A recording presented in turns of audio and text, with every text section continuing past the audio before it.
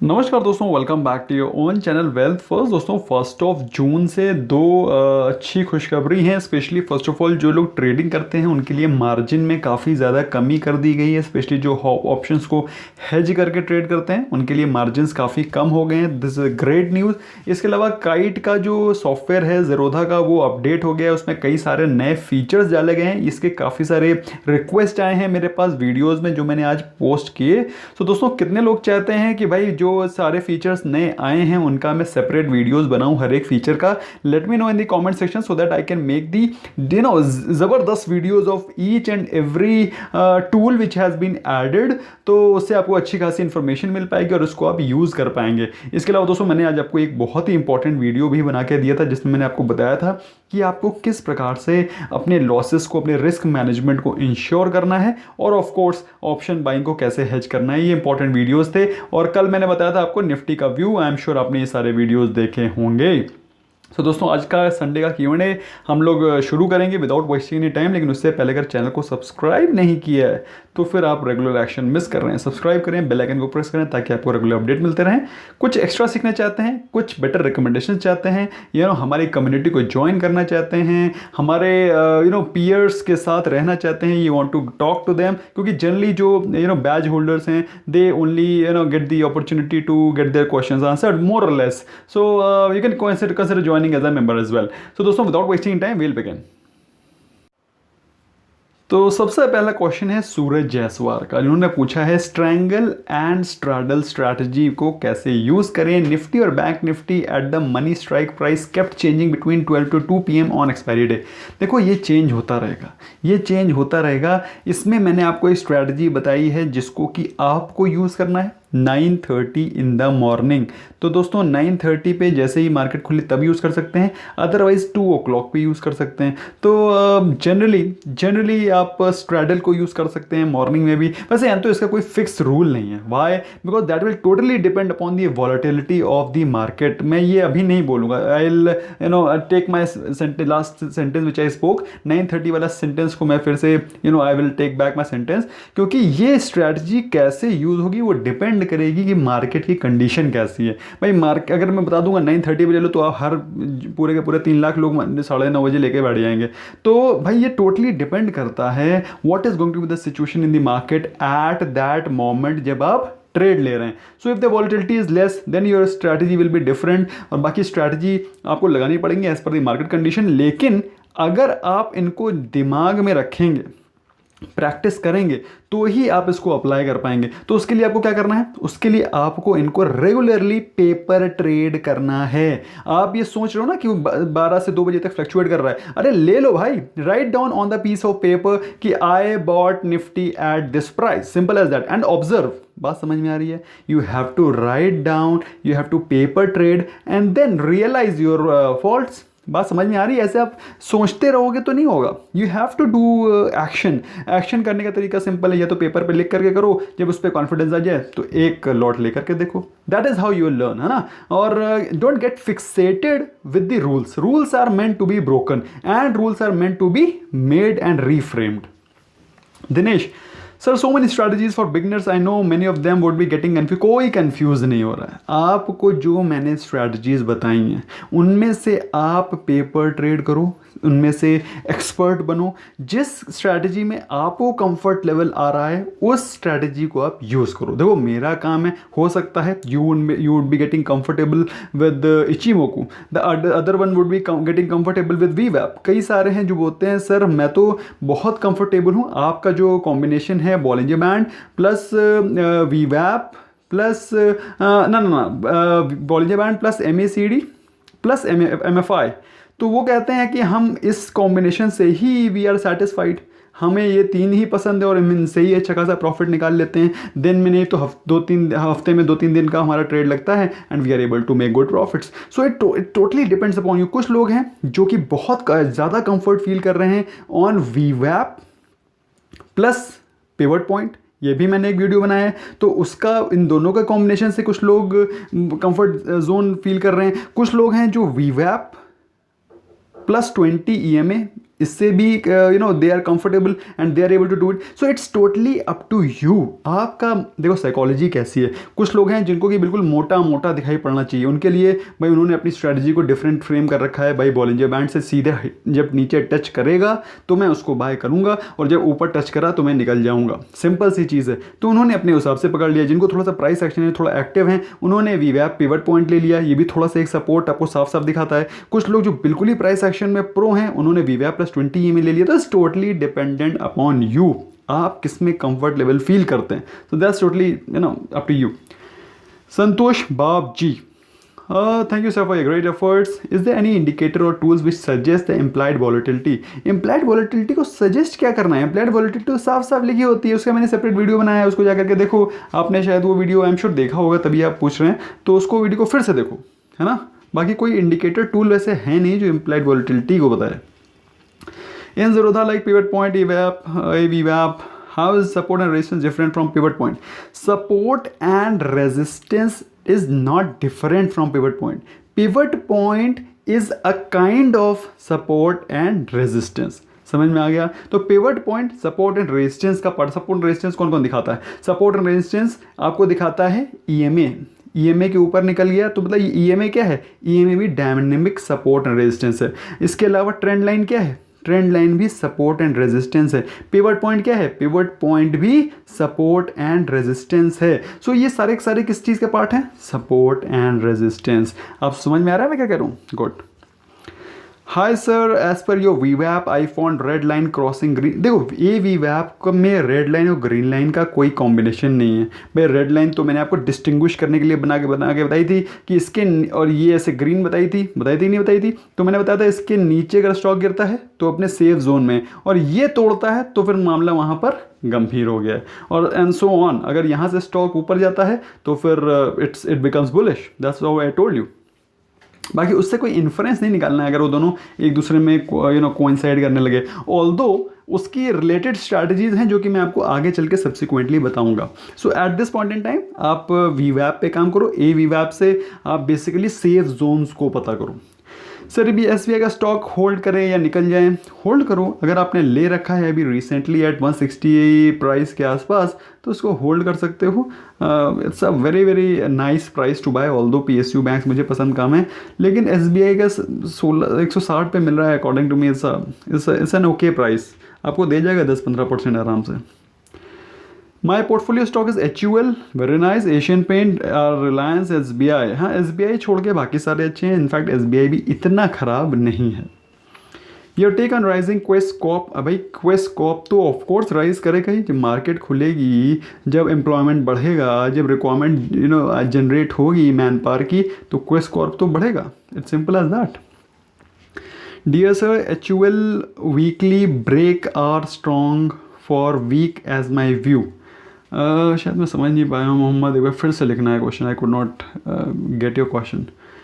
Krishanu Day. Well, first, is it advisable to sell the non-blue chip and NBFC stock before Q1 result if in profit? देखो मैं ये बिल्कुल भी नहीं बोलूँगा कि आप किसी स्टॉक में, अच्छे स्टॉक में प्रॉफिट में हो और आप निकल जाएं. क्यों? क्योंकि मैं हमेशा आपको कहता हूं जंक स्टॉक से निकलने में. अगर आप अच्छे स्टॉक में हैं और बने हुए हैं, उसमें प्रॉफिट हो रहा है, तो क्यों निकल रहे हैं? अगर आप, और जो जंक स्टॉक होगा वो प्रॉफिट में आएगा ही नहीं. अब कितना घिसेगा? अब for example any, you can take the name of any worst quality stock which will not even shake. तो ऐसे स्टॉक से निकलना है जो बिल्कुल मूवमेंट ही नहीं दिखा रहे हो. Market is already 20% up from its lows. तो ऐसे स्टॉक से निकलना है. बाकी अगर आपको लगता है आपके स्टॉक से नॉन ब्लू चिप होने के बावजूद भी अच्छा परफॉर्म कर रहे हैं, तो you can continue holding them.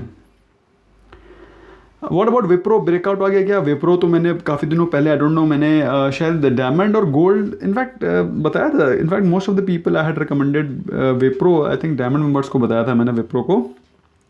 तो विप्रो को तो हम लोग प्रॉफिट लेके ऑलरेडी निकल चुके हैं. अगर आप चाहो तो उसको होल्ड कर सकते हो अगर अभी तक आप नहीं निकले हो तो. Please advise me about long term stocks. I have 5000 हैं, तो अभी तक इन्वेस्ट करना चाहिए था और नहीं किया है, तो थोड़ा सा वेट करो. और 5000 में तो आप एक ही स्टॉक के अच्छे से ले लेना.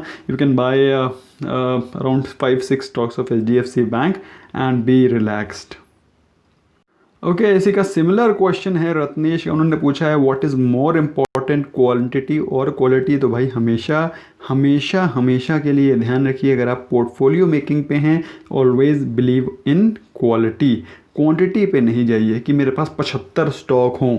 75 स्टॉक नहीं चाहिए, आप 75 की जगह अगर 7 stocks will be more than enough and will be able to generate more profits for you rather than 75, rather than creating bulk of junk stocks। आप अच्छे ब्लू चिप स्टॉक्स में 6-7 आप चूज़ कर लीजिए, उनको इन्वेस्ट करिए।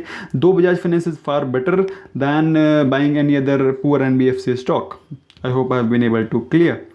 I invest as per your recommendations, only sector leaders। very good, I have this question in my mind। तो ठीक है, बिल्कुल सही जा रहे हैं आप। बजाय कि 10 रुपए के स्टॉक 400 ले लो, उसकी बजाय 400 के स्टॉक आप 10 लो, that is better. Okay, next question, BASF stock is good at. भाई BASF is a very very good stock. BASF बहुत ही अच्छा स्टॉक है, एग्रो केमिकल का स्टॉक है। It's a very very nice stock. According to me it deserves a place in your portfolio if you are looking at it. What's your view on Bandhan bank? Bandhan bank is a good bank, लेकिन थोड़ा से problem issues रहेंगे because of this corona issues. तो अगर आप इसमें invested हैं, अभी तक निकले नहीं हैं, तो you can continue holding it. Otherwise fresh investment के लिए blue chip stocks, blue chip banks हैं, कोटक महिंद्रा बैंक है, it is at a very very beaten down prices, उस पर फोकस कर सकते हो। Do we need to average in NCC, NBCC, BHEL? ये थोड़े से मुझे पसंद कम है। तो अगर आपने इन्वेस्टमेंट नहीं किया है तो फिर अवॉइड करें, और अगर ले रखा है तो होल्ड करें, फ्रेश इन्वेस्टमेंट में मत करें। सर कमोडिटी का बेसिक वीडियो कब आएगा? कमोडिटी के बेसिक वीडियो बहुत जल्दी आएगा, क्योंकि मुझे लग रहा है उसकी डिमांड बहुत ज़्यादा बढ़ गई है। So we will try to make a video on commodity and forex both as soon as possible. Fish chaser, वाह nice name, awesome Guruji. Hello dear, question answer sir, 15K में लॉन्ग टर्म SIP के लिए कौन सा stocks choose करूँ? देखो, अगर आपको SIP करनी है, वरना मैं जनरली SIP करने में मना करता हूँ स्टॉक्स में, this is my honest advice to you, क्योंकि मैं नहीं करता इसलिए आपको रिकमेंड नहीं करता हूँ। लेकिन अगर आप बिल्कुल हेल बेंट हैं कि मुझे SIP हर महीने वो स्टॉक लेना है, तो आप FMCG के स्टॉक्स को हर महीने लिया करो, अगर आपको लेना है तो। उसमें भी HUL, क्योंकि वो आपको क्या है, ऊपर उतार चढ़ाव में मिलता रहेगा ऐसे करके, और आप उसको लेते रहेंगे और आपकी नैया पार लग जाएगी।